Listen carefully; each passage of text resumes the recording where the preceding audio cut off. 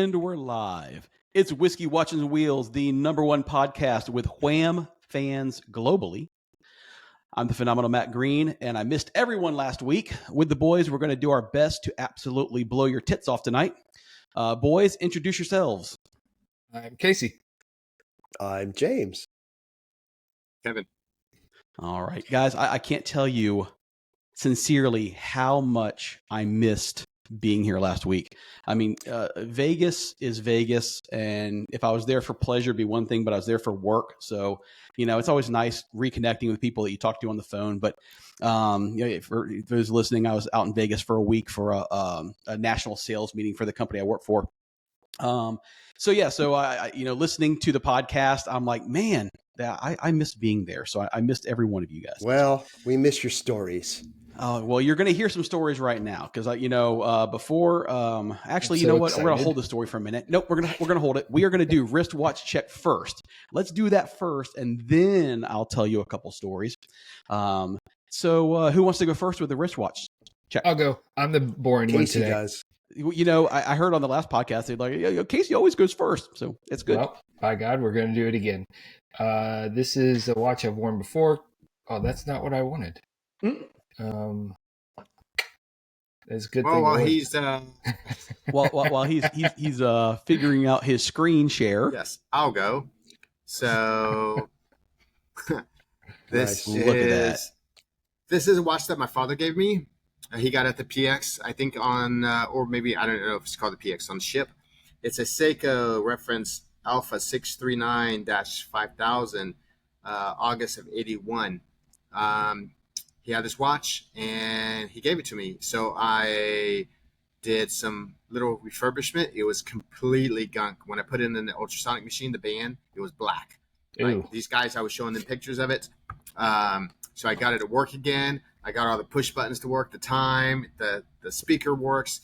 And he wore that watch. Like, you can see where it's actually in concave from, I think, like just beating on probably a metal desk. But it's pretty cool. Everything works on it, and I got it to work again. So that was pretty neat. So a digital watch, how did you get that thing going? And how long did it take you to get it all rehabbed?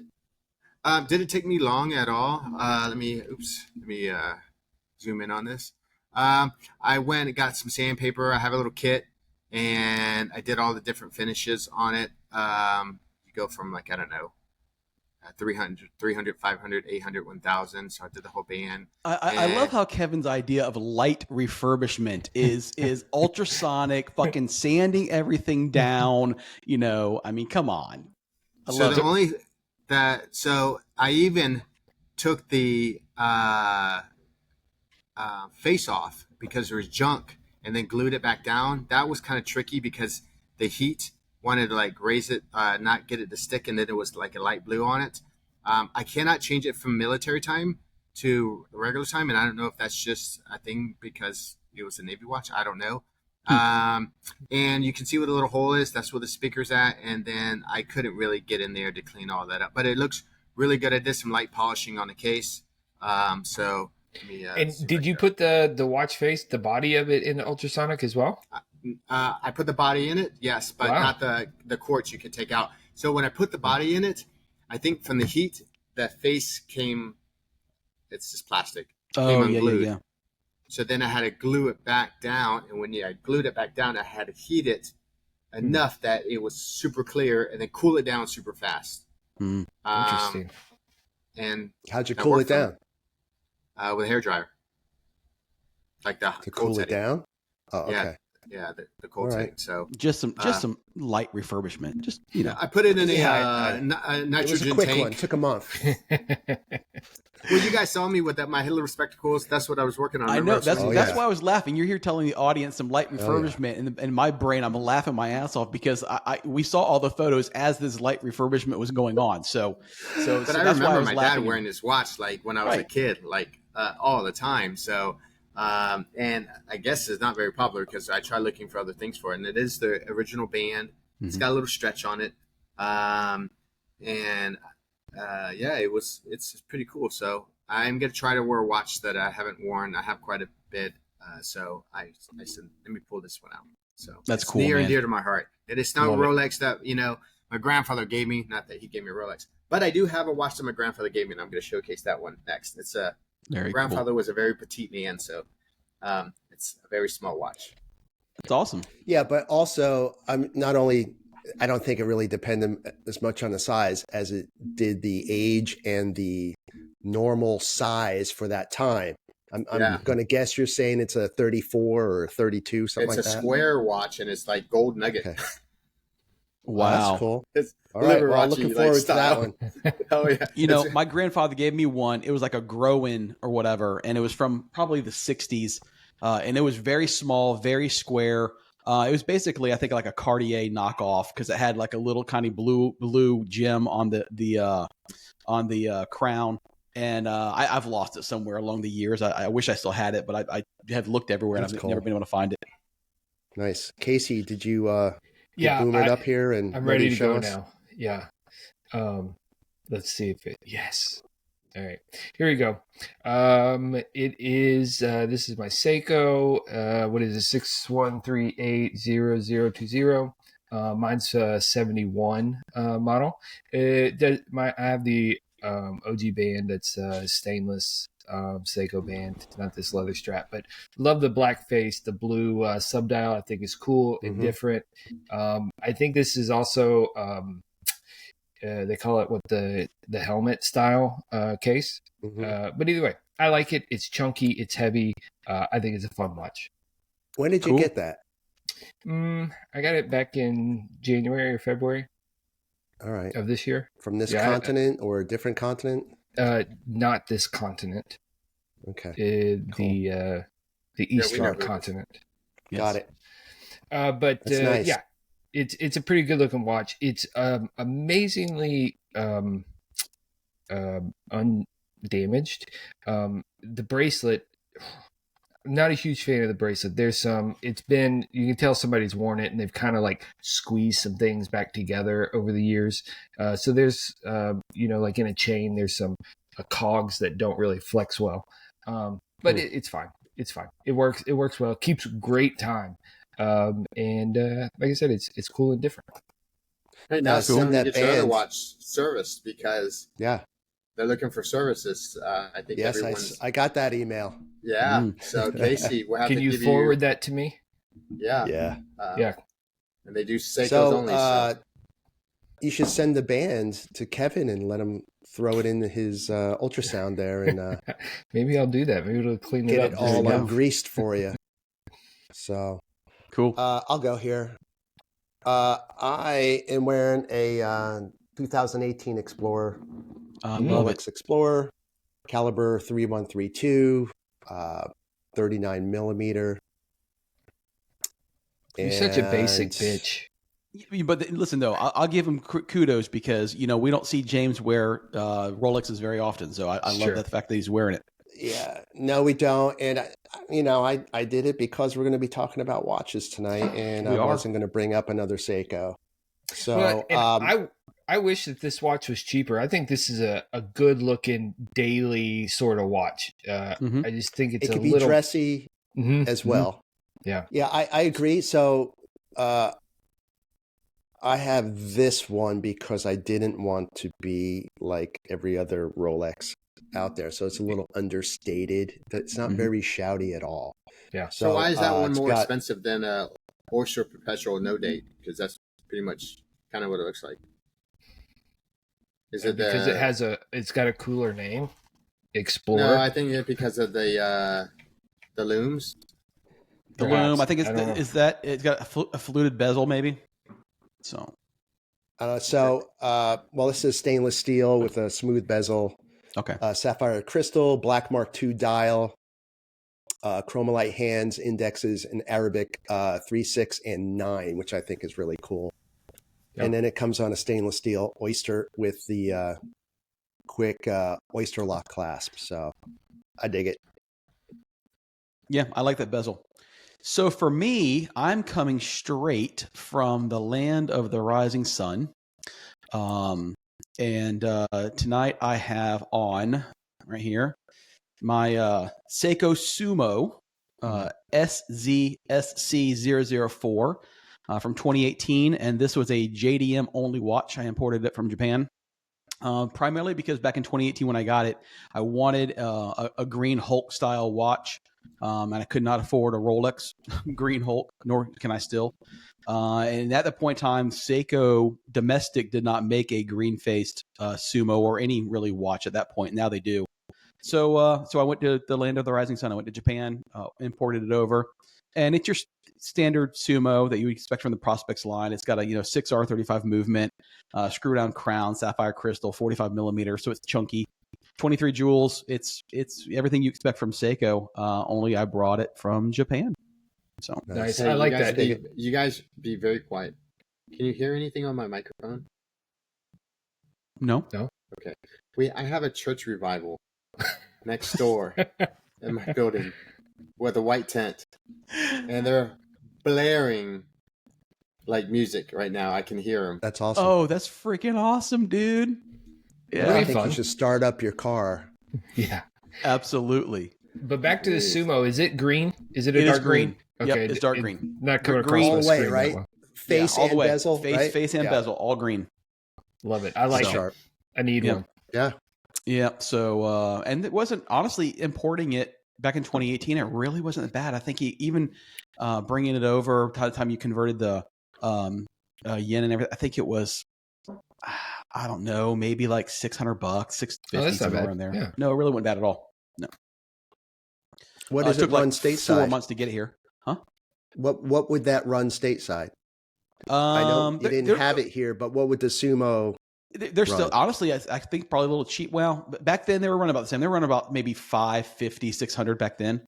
They're Okay. running like close to 7 and change now. So The yen's So it's down a lot, but from what I've heard, you go to the marketplace in Tokyo, all the prices, they don't negotiate, and all the prices are super high.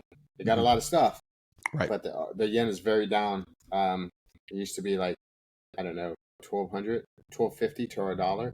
Now it's like pretty much par. Right. if And not I mean, below. there's several websites out there for buying watches from Japan that they make it really, really easy. You can, you go on there, it's got everything will be in yen, but it's got the conversion there. So you click a little button, it tells you exactly what it is in USD, and you go through, they arrange the DHL, they tell you what the shipping is. So it's really, really easy to buy. Yeah, I got a neighbor from Hong Kong, and he's always buying stuff from Japan. It seems like it's a normal thing to do, at least for Well, him. and to Kevin's point, back in the day, well, not even back in the day, literally 5 years ago when, the dollar was pretty strong against the yen, it was actually worked out really well. Now it's a push. But if you want something that you can't get here, you can typically get it there because the offerings there are so much more than what they offer to the States. Sweet. Cool, guys. So I talked about it. I was in Vegas for a week. A couple little tidbit stories. I know everyone loves my stories. Yeah, So I got I think we need Matt. I think we need some kind of a theme song or a little intro for your stories now. Yeah, maybe I'll have to come up with a little like video or something. A little jingle for Matt's stories. Yeah. So first of all, I got one funny story, and I got one rant. So you'll have to I'll get on my soapbox. I'll do the story first. So we're out in Vegas where we stayed at the Aria Hotel. And of course, when you're at these big corporate events, they bring in keynote speakers, they bring in all different kind of stuff. And of course, every evening, you never leave the hotel. I mean, it sounds like it's fun and it is fun, but you're literally going from 7 a.m. until 11 o'clock at night because they'll do, dinner is there at the hotel. Then they have an after party and they do different stuff. One night they did one of the silent discos. Another night they just brought in a band. So they do different things. So, and of course, it's business casual during the actual seminars and everything during the day. And then it's a little more dressy at night. So I always wear a suit. So the night of the silent disco, it was kind of like neon themed. So I'm wearing, black suit jacket, black suit pants, and I had a bright pink shirt that I was wearing. And so I'm walking downstairs, getting ready to go to the disco, and these 3 frat dudes come over, flip flops, bucket of beer, it's only like 8:30 at night, and they go, "Hey man, do you work here?" I immediately said, "Absolutely. How can I help you?" All right. And so these guys goes, "Dude, we're working at the pool." Now let me start. So earlier in the day, we had one of our seminars, our breakout sessions, had been about customer service. And so they used Chick-fil-A. They kept using Chick-fil-A as this analogy for top-notch customer service. And they said, and they were talking about how, when you're at Chick-fil-A, even when you're it's my pleasure. All right. That's what they kept harping on. So anyway, these guys go, dude, we're looking for the pool. I said, listen, man, that's easy. I said, turn around. You'll see the escalator there? Yeah. So go to the escalator. It's going to take you down to the casino. Now, the Aria Hotel, the casino is massive, and they have this wild carpet pattern, but then there's like this gray runner type, area that kind of goes and meanders through the entire casino and basically just takes you to the wall and then follows around. And basically, if you stay on that gray runner, you're just going to do figure eight through the casino for infinity, right? So I tell these guys, dude, go to the bottom of the escalator. You're going to see a gray runner. Hit the gray runner and follow that. Eventually, you're going to get to the door that takes you outside of the pool. Mind you, the pool's like on, not even by the casino. There goes, oh my God, you are amazing. Thank you so much. I said, my pleasure. And so they went on down the stairs and fucking never saw them again. Who knows if they ever made it to the pool or not? But they were gone. They're in infinity loop. Infinity loop in the casino, but they were happy. So that is all that mattered. I love it. So that was the funny story. Here's the rant. And the rant, so let me start off by saying this rant didn't even happen to me. So we've been in Vegas for 4 days. First of all, there is no, so coming from Orlando, all right, I'm used to seeing a lot of people that are very, very happy coming into Orlando because they're going to spend a week at Disney or whatever else, and they're very tired going home. I'm used to that. But the Las Vegas airport, there is no bigger swing than excited, people coming in and like loathing and a shame when they're going home. I mean, it's just, it's mind boggling. So I'm sitting on the plane and I'm waiting. And one of my coworkers, it was on the plane. He had an aisle seat.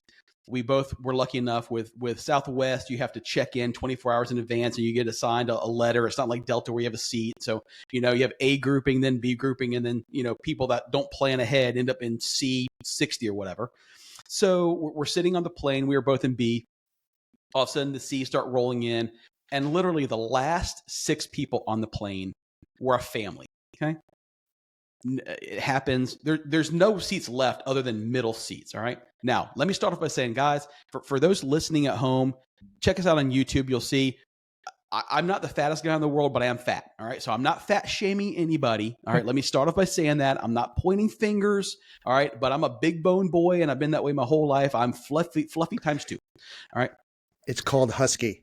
It's Husky, yes. Listen, and I shopped in the JCPenney Husky section my entire life from the freaking age of 5. So I look up, and here comes homie down the aisle, and he was every bit of 500 bills, if not more. Ooh. All right, big boy. Dude, there's no seats left. It's middle seats, right? And so I look over, and there's a seat between my coworker and someone else because he's in the aisle. And I said, oh, no, this is not going down. And so the stewardess goes over and asks my coworker, hey, can you get up or whatever, and let the gentleman sit down. And so he sits down, and this dude is literally 8 inches into the next seat over. I mean, and my coworker was trying to be cool about it, but he was, man, I can't fit. I can't even sit down. So they literally, we sat at the gate for probably 45 minutes. While they're doing, freaking shuffling the pieces and parts, trying to figure out where to put everybody. How embarrassing. Dude, it's got to be embarrassing. And I've legitimately felt sorry for the guy. But here's the thing, man. If you are that size, I know if I was, be courteous. I mean, shit, dude, buy 2 seats or at bare minimum. Check in on time so that way you get an earlier thing, or they offer. I mean, I get it. It's $50, but if you don't like your number in the lottery, the seat lottery, you can pay $50. It's like $49.95, and you're guaranteed A1 through 15. So at least do that. That way you're the first person on the plane, and you can find a seat where you're comfortable or whatever else. So I mean, listen, I'm not fat shaming. I'm a big boy, but be courteous. That was my rant. It's because we were supposed to leave at like 6:45. We were supposed to leave at 4:45, and we didn't roll out of there until almost 5:30. It was almost 1 o'clock in the morning when we landed coming out of Vegas. So I'm like, that was come a long on. story. You're starting to tell stories like my wife. I'm sorry, man. Listen, I'm setting it up. I'm setting it up for all the people listening at home. You know, and most of those flights home from Vegas, it's usually me, admittedly. You're sitting next to somebody that's got like the alcohol sweats going, and Yeah. the plane can't get cool enough to handle it, and so you're just sitting there and you're trying to look nice, so you got like a pullover on or something halfway decent, but you're just dripping in sweat. Right. And it's awful. I can see you in that, Casey. Your hair Yeah. matted all down. Oh yeah. Yeah. Exactly right. Exactly right. And I'm like, I need a bottle of water here, please, now. And I was very fortunate. Both flights, out there and back. You know, I've said this before. I like a window seat. You know, again, I'm a bigger guy, so I specifically try to get a window seat because the window seats on the planes, the window is concave. It goes in a little bit. So by getting a window seat, my shoulder can go into the window area, and I gain, not just for me, a couple extra inches, so I'm not cramming or crunching the person in the middle. Makes sense. I'm mindful that way, right? Yeah. Husband and 'Cause you wife planned duo. for it. Yeah, exactly. Husband and wife duo, going out and coming back, two different couples, but the wife sat in the middle, super sweet. I remember going out there. I fell asleep when I guess they're passing out the snacks or whatever. And when I woke up, I looked and she had 2 snacks shoved in my seatbelt pocket. And I was like, oh, snacks. And she goes, well, I just figured you were my second husband for the trip. I'm like, it works for me, lady. But you're like, shit, where's my wallet? Right, exactly. Yeah. So, Nice. so those are my stories from Vegas. And that was pretty much it. The rest of the trip was good trip, but I was glad Did to you be lose back. money? I did not lose. Well, yes, I did. I lost $40. I went $40 in a slot machine, lost it in 38 seconds. I said, all right, that's it. I'm done. What, do I you really think I he's may going to be say the only- how much money he lost? His wife listens to the podcast. Come on. This is true. James. This is true. But she can look at Yeah. the bank account. So no, Well, $40 and that was it. So somebody who's been to Vegas, I don't know, 5 or 6 times. I've never gambled. It's just not my jam. Right. I've always been out there for business, and it just I don't do it. I'll sit and watch you do it, but I don't participate. It's not my jam. We didn't have a lot of time anyway. So, but the third night, the band was okay. It was a top 40 band or whatever, but it very much reminded me of kind of what we saw there in Nashville at that one restaurant.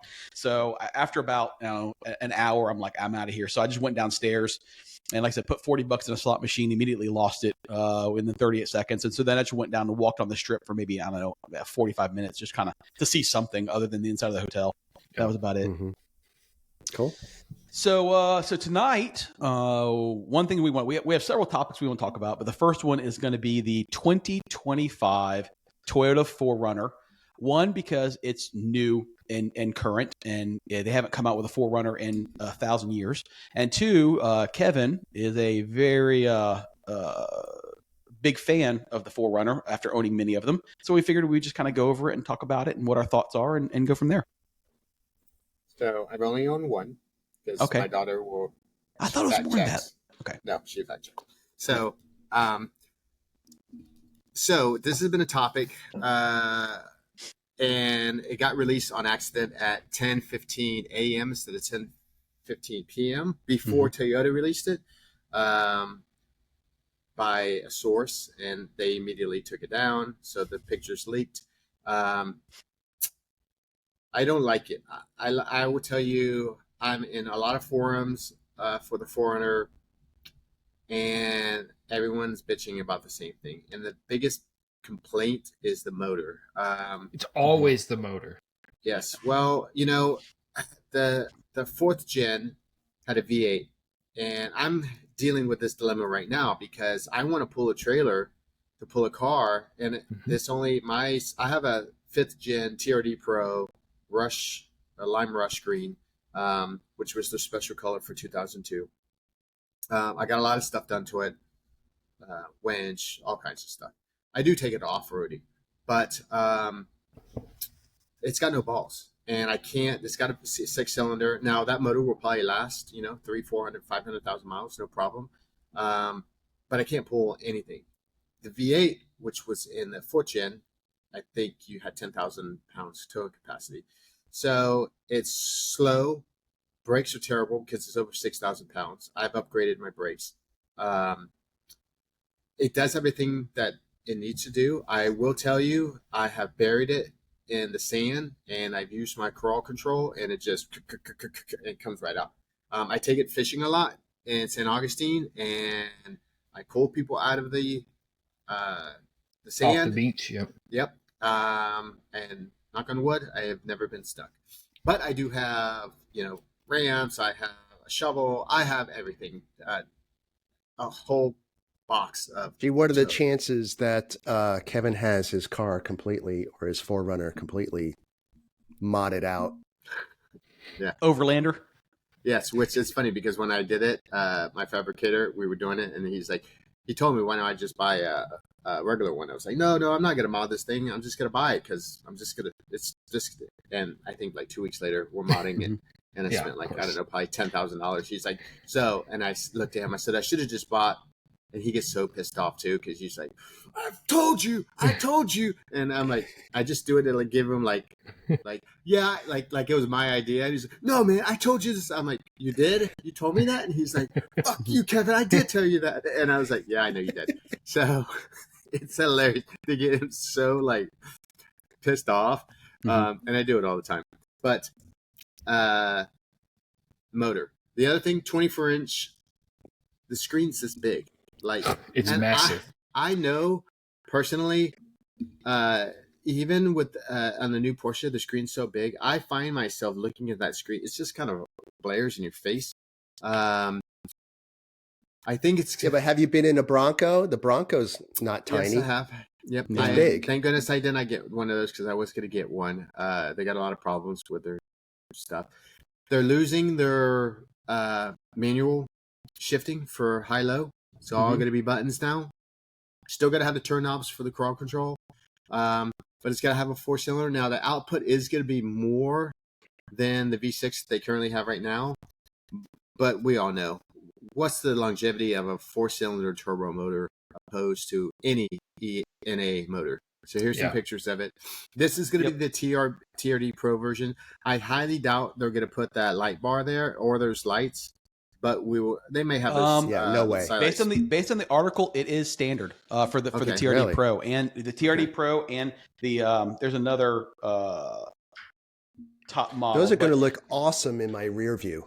Well, so here's the thing. So one thing about Toyota, and I'm a JDM guy before Porsche, so I was big in the Scion scene back in the day when that was a brand. And then, of course, before I had the 911, I had a Scion FRS, which became the Toyota 86. And Toyota is notorious for this. They watch the market and they watch the aftermarket. And then when they do a new model, they take all the things that people had been doing in the aftermarket and they just go ahead and incorporate it into the new style. So with the FRS, everything we were doing as far as putting on suede dashes and we were putting in, exhaust and doing all the stuff, when they came out with the .2s of their version, all of that was suddenly there from Toyota.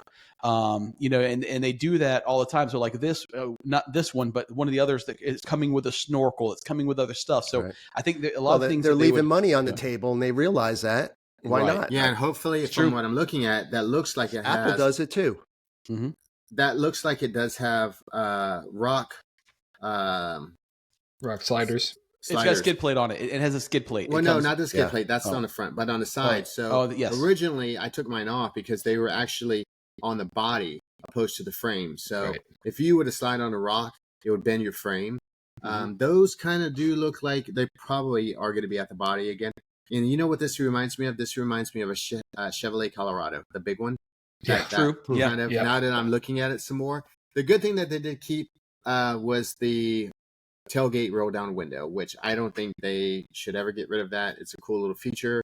There was some speculations that they were going to have the roof come off, like the old first gens. That did not happen. A lot of people were hoping there was going to be a V8 or a diesel version. This motor that's in there is in the Tacoma, which they can't keep off the shelves. I do like the gray, the tan color.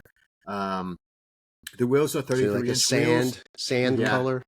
You're not going to be able to put. I do notice too, they vipered the front, which means they brought the front in more, and a lot of people were doing that for wheel clearance.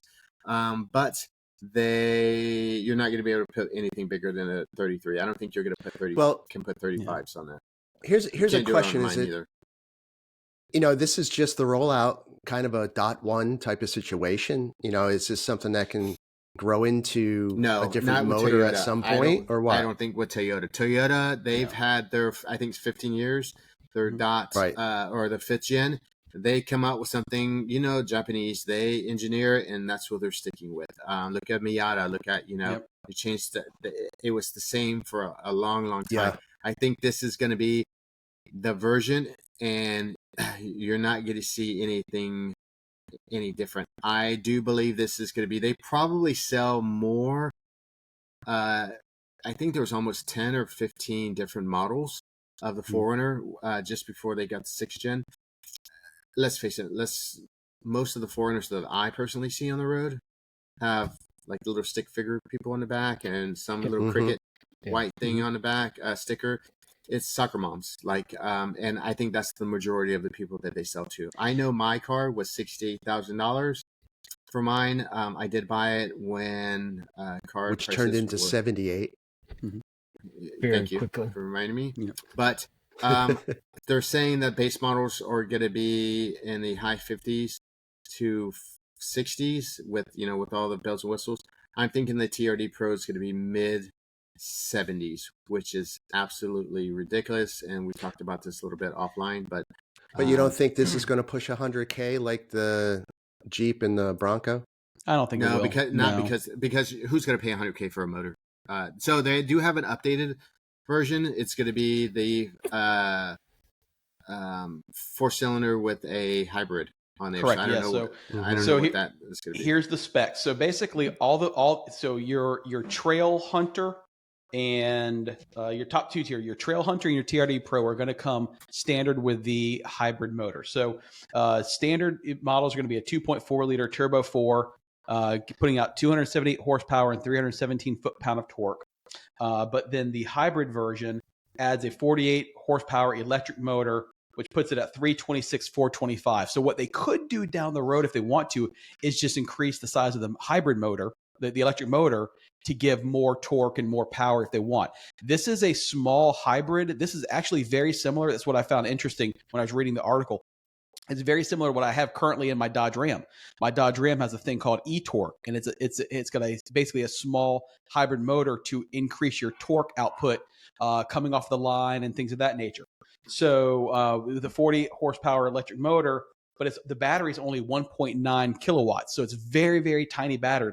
So it's basically just there to create more torque on demand. So, and the problem that I see with this, not to interrupt, because I know Casey just wants to jump in. Here's the problem with the TRD Pro. We go mudding in these. A lot of people use these in the water. They're putting a snorkel kit. Yep. You got so much electronics in this thing now with a hybrid motor and a battery on this thing. I don't know why they didn't just put a bigger motor, or at least give us an option of a bigger motor. And I don't care if you bump up the price so they're making, the profit margins are through the roof. People will buy it because look what Ford did. Everyone was putting a Coyote motor in a Ford Bronco, and they came out with a Ford Raptor. And how much is that now? $110,000 for a Ford Bronco Raptor. Yeah. So people will buy it. And the shitty part is in Australia, they probably have the same one, but with a diesel motor. So I don't know. I mean, I'm just speculating. But they are doing the electronic sway bar disconnect, electronic rear diff lock, which mine does have electronic diff lock in there.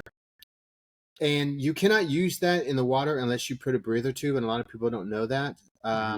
So there's a lot of, I don't know. I think so. Here's some more specs. Truck. So the Trail Hunter and the TRD Pro looks like they're going to come with the more powerful hybrid powertrain. They're going to have locking rear differential and electronic locking and unlocking front anti-roll bar. The shocks have been upgraded to. I don't know anything about overlanding. The shocks are upgraded to Old Man Emu. Sounds like a freaking. Those are good. Or at least Old Man Emu bourbon. Yeah. 2.5 inch external reservoir units, and the front upper control arms are forged aluminum pieces, colored green, and they have the Trail Hunter logo on them. They're going to have 33-inch Toyo Open Country AT all-terrain tires on bronze 18-inch wheels. It's going to have a 2-inch front and a 1.5-inch rear lift. Skid plates and rock rails protect the important bits. So that's cool because I had to put a 2 in the front 2.5 in the back. So James, to your point, they're putting the fender flares, they're putting the lights, they're putting a 2-inch lift, they're putting. It already came with a skid plate in the front. I don't see a winch. That would be awesome, but to put a winch, you need another battery to do it safely. But it does have a built-in air compressor in the cargo area. Does it? Yeah. Yeah. So it says, the top side, the Trail Hunter sports Rigid Industries LED fog lights, will cycle between yellow and white. The grill-mounted LED light bar has been borrowed from the Tacoma and the Tundra. See here, active high beams. Moving further up, it's got a standard desert air intake, which is not a snorkel, so it's not waterproof, but it's mounted on the passenger A-pillar. It's got an ARB roof rack is also included, in addition to a built-in air compressor. ARB. Is that in Australia? Yeah. Okay, ARB. And then built-in air compressor lives in the cargo area. So they did take. So think about it. They took Rigid Industries. They took ARB. There's probably ARB compressor. They're taking aftermarket shocks. Mine has Fox on it. They're taking the Desert, whatever it's called. That's probably another company. So, yeah, they're putting a lot of, and most, that's great because honestly, that's probably, and if it has rock sliders on there too, those are $1,000. Well, and a lot of people buying this, they're not rock crawling. They're going to be overlanding, so they're going to take the roof rack, they're going to put a tent on it, and they're going to go out camping or whatever. Yeah, that's my question is, Kevin, you're hardcore with this car. Tell me who is going to buy this car, because it looks pretty damn aggressive in the styling. And it seems like it has a bunch of the bits, but everyone still seems disappointed with the motor is not going to be able to pull anything. Will you be able to get people out of the sand? Will you be able to climb a rock? Will you even worry about all these extra bits? So that motor does have more horsepower. The standard turbocharged does have more horsepower than the 6-cylinder that I have. Honestly, to be honest with you, I think just it's a lot of people bitching and complaining. Honestly, they're probably going to go. People don't like change. Right. They waited 15 years for this. And when they see it, they're going to be like, oh, this is awesome. And then you're going to see a whole bunch of parts. And to Matt's point, they're going to put a roof tent on there, and you're going to see them all over the place. And let's face it, we're guys. We like to mod stuff. The good thing is a lot of stuff's already there. So the only thing that I see somebody is putting a front bumper on it, so you can put a winch and extra battery. The cool thing about mine is it had a spot for the battery. So hopefully that does not change. That's what the dealers will do, right? No, to get their markups. They don't touch none of that stuff, man. No, in fact, I would tell you. So my LED light is non-serviceable, and I just took it in. It was a blown fuse, and I did check it, but I don't know what happened. They were like, "Oh, we just want to let you know it's $230 if it's anything because of all this that you have in here." And I'm like, "What's all this? I have a battery for my winch. That has nothing to do with my headlight." But I'm looking at this, how high this is. I used to blind people all the time with my car, just stock. I had to turn my lights down because people would flash me all the time. And I can tell you, I can already see how high it is. Oh, so that's what the hell is this? I got more photos. So this is spaghetti. There's not going to have a room for an extra. Maybe in the front there, on the front right-hand side. Right. I think you can put another battery in there. Yeah, there's a space there. Yep, they made a there's a space there. Because normally that's where the battery is now, and then my extra battery is where the battery is now. But that looks like, God forbid there's a vacuum leak. Oh yeah, no, it's definitely not. It's not attractive, that's for sure. Okay, Mike. And that's why plastic covers. There probably is. I mean, this would give a shout out to Motor Trend. I pulled these photos off Motor Trend, so they probably took it off just to show what the motor was. Here inside. Now I know we were talking about this earlier. Keep in mind, so that 14-inch screen is only in the higher tier models. The 24-inch screen is in the higher end models. That's the 24-inch right there. That's not a 2-foot. It's diagonal. It's measured diagonal. This says the instrument cluster screen or standard. Higher trims have a 14-inch infotainment and a 12.3-inch instrument cluster screen. Yeah. But it could be.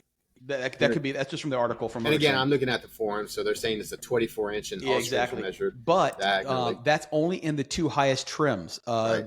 All the others are going to have an 8-inch center screen and a 7-inch cluster.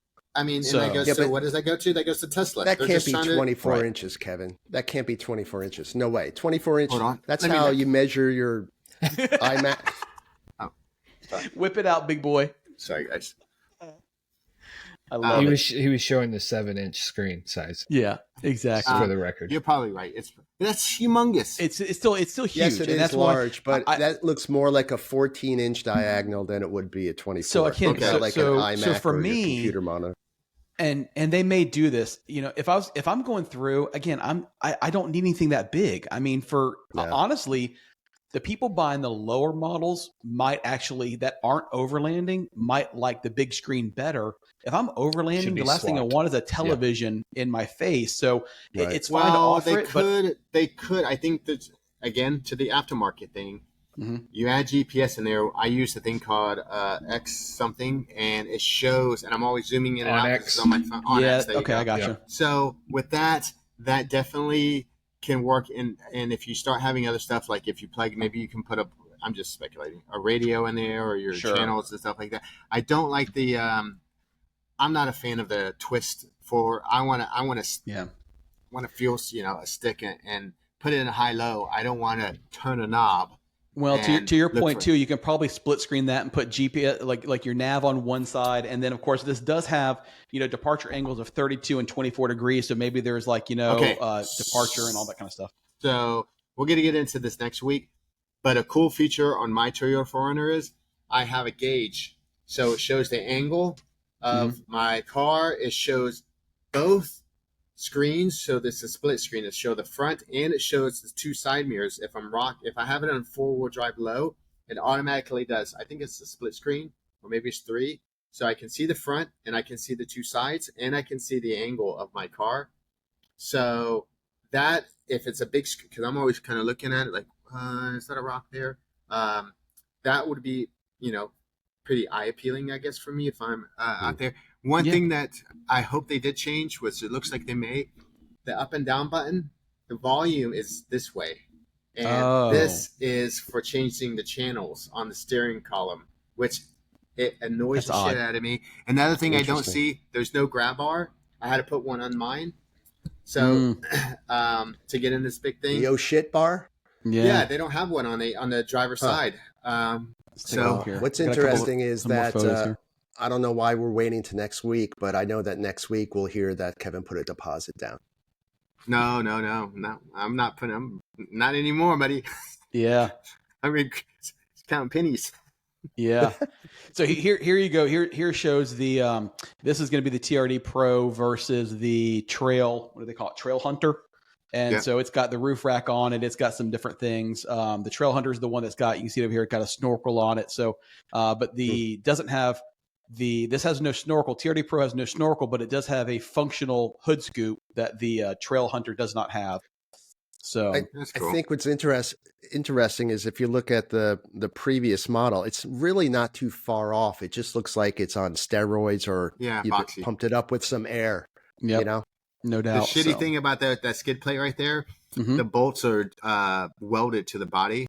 And my first oil change that I had was free. And the asshole stripped that bolt by just sending it with a impact. And fucking dealerships. Yep. So, and when I went back, they said, "Hey, you got another free oil change?" I'm like, "No, thank you. I'll pass on that." And they're like, "Why? It's free." I'm like, "Yeah, because you guys stripped my other mother bolt." So same seats. It looks like. You're right, and you're right. There's no shit handle or anything. Nowhere to grab on. But they have it in Japan for some reason, but not in America. So Canadian stuff's always better. That does look like it's not rocks. Those look like they're on the frame. Yeah. But I would be interested to see what that looks like on it. And I already know someone's going to put immediately just looking at that. They're going to put a rear tire tailgate. A ladder, a little whittle ladder to put in the back there. Someone's gonna make a roof rack. They're gonna put their shovel in their little gas tank. Oh yeah, perfect. Hold on, let me look at that. So those frames. You think they're on the frames? Yeah, I can't. Yeah, that's awesome if they're on the frames. That's So this is the Trail Hunter. So this probably has it's a one step up above the TRD Pro. So. The TRD Pro is the highest normally, so the Trail Hunter is going to be even higher than TRD Pro. Looking at the features, I would say so, or maybe it's just designed more towards the off-roading crowd. It's one stop lower because they had a trail something, and that was one below. Right. because I look for these things. Those look just like the Dio frame rails.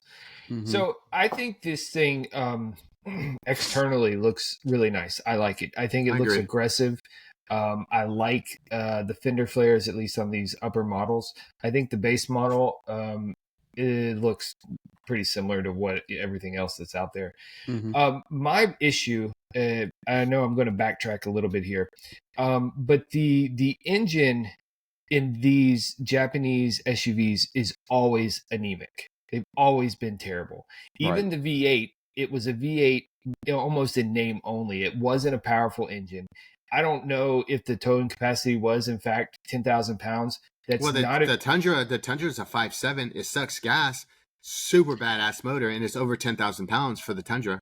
yeah. So that's but the 4Runner is a completely different frame though. It's not Right. I wouldn't tow 10,000 pounds. I wouldn't tow 7,500. I would stick to what is that, class 3 or something, you know, That's the 5,000. 5,500. They say It's 5,000 pounds, right? Yeah. But here's the frustrating part. Toyota has such an amazing amount of good engines in their arsenal. I mean, the V8. Yeah, you know what they're put, in? They're in a fucking Lexus. Right, That's what it's in. That's what I'm saying. The V8 that they put in the IS 500 is an amazing engine, and so I have to believe. Well, I don't know if it would or not, but you already own it. Design this where it'll fit, or even the twin turbo straight six they put in the Supra. I mean, they have good engines at their disposal. I agree, but this is a thing they've always done, and I think that because we're enthusiasts, you're completely missing the understanding of this vehicle. They designed this to look good. They do not design this any longer to actually be an off-roading vehicle. All this stuff is kind of like just add-on extra Flair. stuff. Look, I mean, right? Look at that when picture you right rock there. crawl to the mall. That picture right there. I mean, Yeah. Ford Festiva can go in that. There's Correct. nothing that. So when you do these aftermarket things, they're getting them dirt cheap. It costs them nothing to put it on there. It helps the company that actually has their name on the side more than it helps the actual vehicle.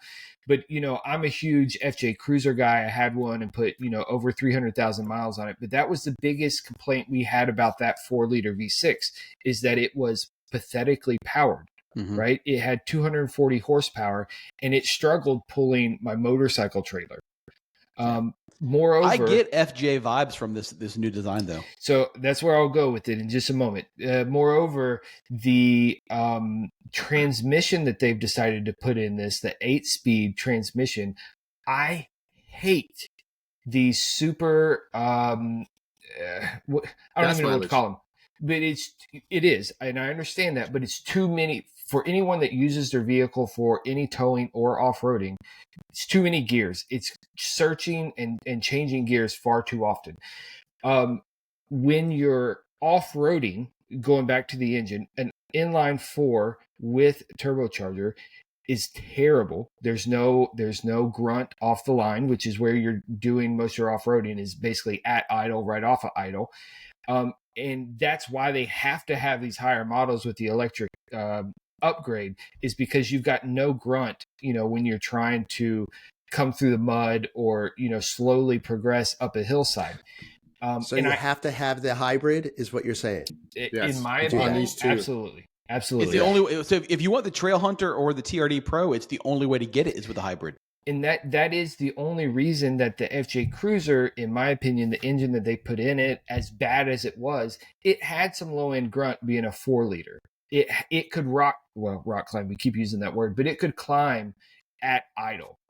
Yeah. Moreover, again, talking about just being electric add-ons that don't really do much, just having a rear locker on this in your top models, I think is not.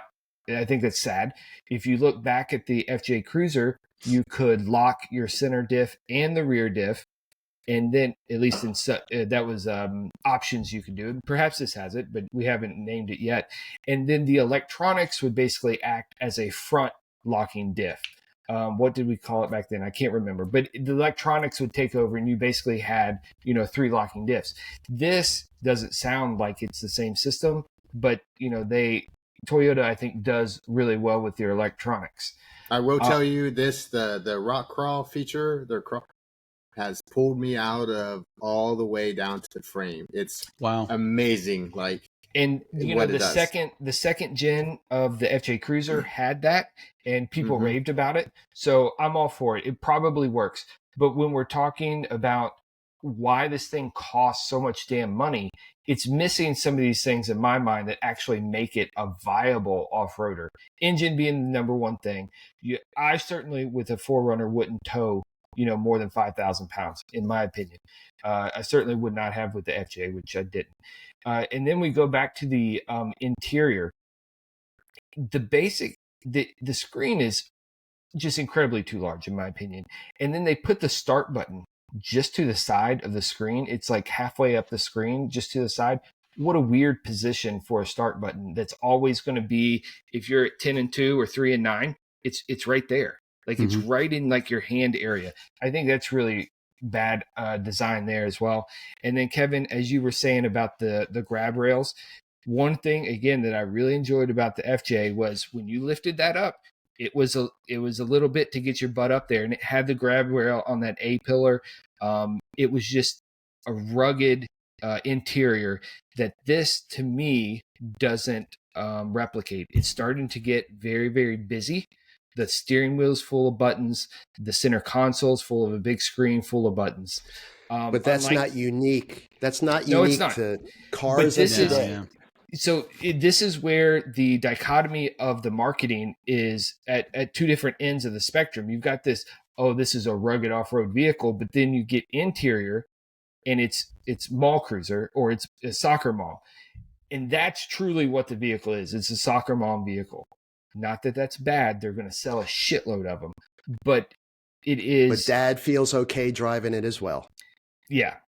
And then I personally like the dials that you can just turn by hand. FJ Cruiser was always known for this, to have big dials or dials that you could feel through your gloves or whatever. So I like that they've retained some of that. But that center console area where you're pushing to go, I need climb mode or whatever. I hate all those little buttons. And then off to the left of the steering wheel where all the accessories are, they've kind of done what Porsche does and have like a lot of dead area, dead buttons. Now, perhaps those push and perhaps you can buy the little things so that you can do your own additions. But I hate huge blank slates of, what are they? They call them the pour buttons or whatever, where you couldn't get those options. But I have the top of the line, Casey, and I had 3 extra ones, and I used all 3 of them for mine. Yeah. So maybe they're thinking ahead. But you are a subset of a subset, and most people will not do that.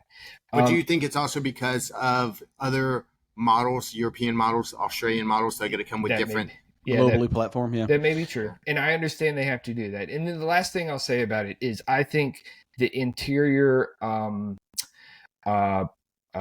like touch points, the choice of doing leather, I don't really think, you don't like that. No, if it is a true off-road vehicle, you're sliding around, leather is not a good choice. I disagree with you because I've had both. Fine. You get in any mud and they clean a cloth seat. What do first people buy? They buy covers for their seat, and there's that nylon covers to protect them. Neoprene. Right. With the leather, I mean, I'm not sliding around it, but I have a grab bar or I have this. But I like, you can clean the seats so much, especially you get in any dirt and it's just instant. I mean, look, you get mud bogged down, you jump in, it gets on you, then you slide in your car. Yeah. I get that. And it's probably not real leather. It's probably PVC leather. It's synthetic. Yeah. Okay. Is it perforated? Do they have heated and cooled seats? Mine's heated. It will have heated. I'm sure it will. Does have heated. I'm sure it will. TRD. No, heat is fine. But James, what's your take on it?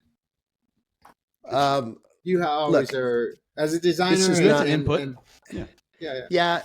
Well, for me, I think that one, I think they're jumping on the current bandwagon and want to be updated and have the buzz that the Bronco and the Jeep has right now. So they want a piece of that, right? So 15 years is a hell of a long time.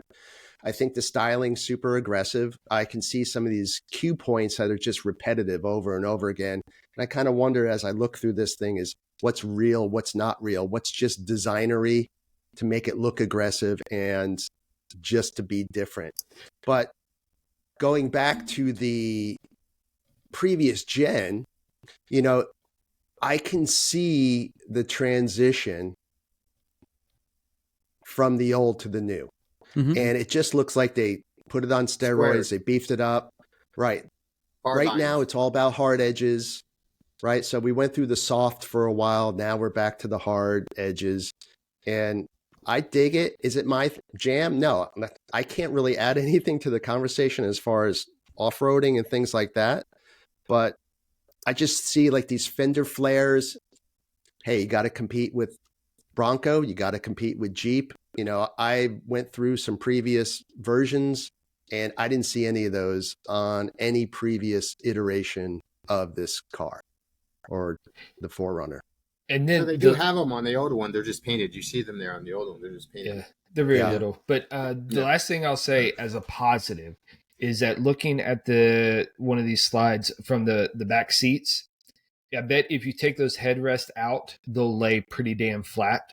You don't And I have do to. think- They actually fold so that now they fold in like this, and it folds perfectly in flat. I think that's it's a great. great feature. It is, yeah. It's really annoying to me when the back seats don't flex down flat because I'm putting a lot of shit in the back. I don't have a pickup truck, so I've either got to lay stuff flat or I've got to pull the trailer. My 957 Cayenne lays perfectly flat. The FJ Cruiser was pretty damn flat, but then the 958 Cayenne is a ramp, and I hate that. You beat me Yeah, to it, yes. James. I just saw your text. You can't. Yeah, you can't so- stick on it. Just to go back on what Casey was saying is that monitor is monstrous. back. It's higher than the dash. How am I going to see my right tire, Yeah. right fender? Yeah. Right. It's hideous. It And- probably has a 360 cam though. I wonder Right, if but- That'd be cool. But That'd be cool. what I'm getting at here is that there's a conflict, right? Mhm. There's two conversations going on. There's our core audience that's going to buy this, and then there's going to be everybody else that's going to buy this, right? So they have to please everybody. And I tell you what, stepping into this, it looks like a Lexus. It doesn't look like a Toyota. The Right. interior is Mhm. designed for the mothers. The exterior is designed to, as whoever said it, Matt, that the dads don't feel bad driving this to soccer practice. let me see. I'm trying to see here. Glad So they got rid of the ugly cup holders in front. they're saying that the interior of this is literally identical to the Tacoma. That's what I kept reading The new everywhere. one. So Yeah, the new one, yes. Yeah. I'm trying to see if I can find an interior picture of that with the smaller. But if you zoom in, those seats that I just showed you are perforated, so I guarantee you they're cooled. And that's a bad design choice if you want it to be an off-roader. Leather Well, or not. I'm just guessing. Just to get you going, Casey. Thank you. Yeah. Have you ever had to take like a little needle and poke out all the dirt out of all those perforations? Oh, yeah. I mean, and that, or the leather cleaner. I mean, we know that it gets down in there and it looks terrible. But that's how they but have this to is do the coming cool from a guy seats. that wants cloth seats on an off. I do. Because I can clean a cloth seat. This is not a great photo, but you can see here it's a smaller screen here. It's not quite as big. I think It's I would still prefer higher that. than the dash.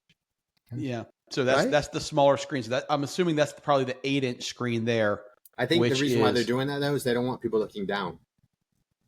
That might- anymore. Yeah, a safety thing. They, Well, yeah, the they hood's want so it- damn big, you can't look down. Yeah, you anyway. gotta- I mean, it's a Yeah. massive fucking hood. Here's the thing is that if with all that information, I know on the Macan, it's not a huge screen, but at night I have to switch it out so that it doesn't blind The me. brightness. Well, and that was my point is, I found it ironic that they chose to put, and I understand they're trying to keep up with the Joneses, but you have, on your TRD Pro and your trail version, that's going to be, if anything, if anyone's going to overland one of them, it's probably going to be one of the higher models. So you're going to be out in the woods, and you have this big, massive, bright ass screen distracting you from everything around you.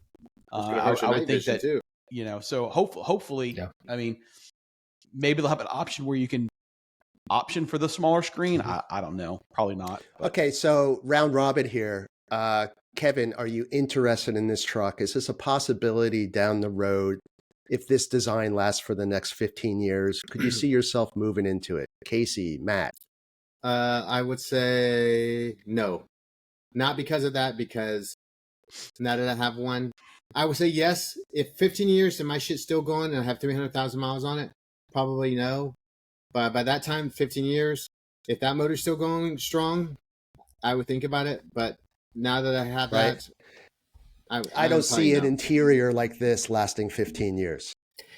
For me, I don't think so. I think I would still opt for an FJ Cruiser or an older Tacoma. Not this model, same model as like my FJ Cruiser years, or perhaps by then the Ineos vehicles will be cheap, or still, go back and get something older, Land Cruiser, old Defender, something like that.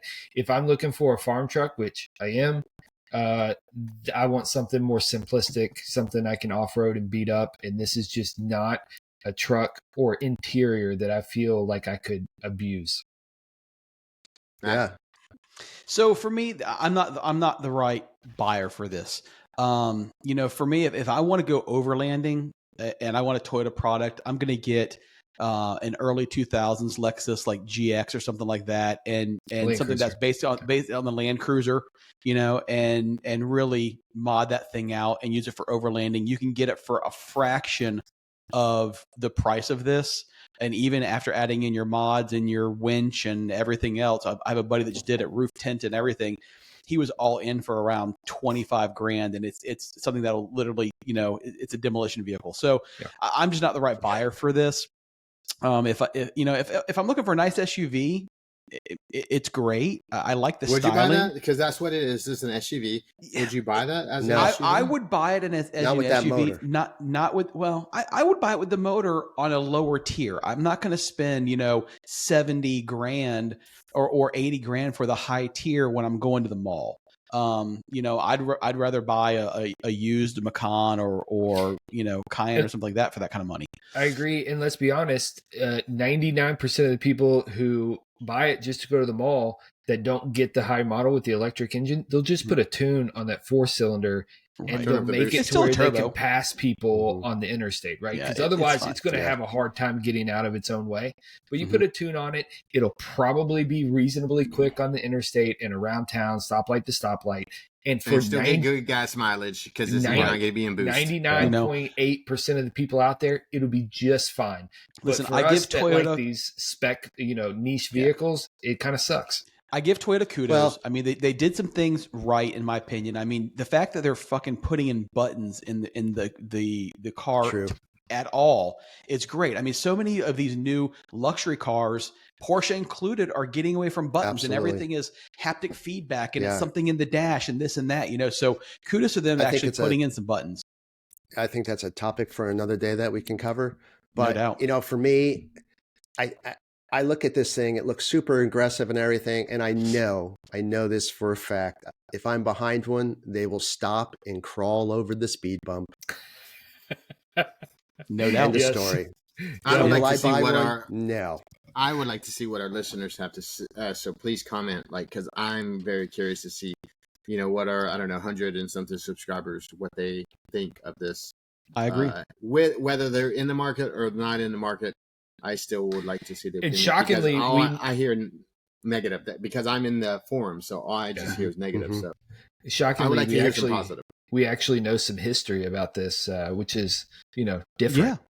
Yeah, it's good stuff. We actually know a little bit what we're talking about. We didn't make this up. No, pink tutors. No, we didn't make it. And if anyone's got any problems with my facts, take it up the Motor Trend because I borrowed it from them. So simple as that. So, guys, listen, you can tell we're passionate about this because we actually had a bunch of different topics we were going to talk about tonight, and our first topic blew into an hour and 5 minutes. So we're going to save the other topics for another podcast. It's no big deal there. We're going to go ahead and stop it for tonight. Those listening, thank you very much. And for those listening, head over to YouTube if you don't mind. We're really trying to grow our YouTube presence, and it's not even that we care about if you watch it on YouTube. Although I would say watch it on YouTube because there is a photo element. We're good looking. Well, we're good looking, and there's a photo element to our podcast sometimes. When we're talking about these things, we're throwing up photos and everything. So, although I listen to most of my podcast in the car, but you can go through and check it out if you hear something that we're talking about and you want to see it, go over to YouTube. But for those listening, just head over to YouTube and like and subscribe to our feed. Even if you don't ever intend to watch it there, it just helps us grow our numbers, and the algorithm on how people are fed our content. The number of subscribers plays a big factor in that. So if you constantly listen to it, thank you very much. We really appreciate that. But if you could subscribe on YouTube, it just help us get this out to more people. Our website, whiskeywatcheswheels.com, our Instagram, same thing. Hit us up. Tell us, what you want to hear, and as well, what would you guys buy this vehicle? Do you like it? And we'll if you guys give us the feedback, we'll talk about it. All right. You guys got anything else for tonight? Negative. Sweet. I'm happy to be Good back. All right. Let's go. Glad to have you. All right. Good night, guys. Have a good Later.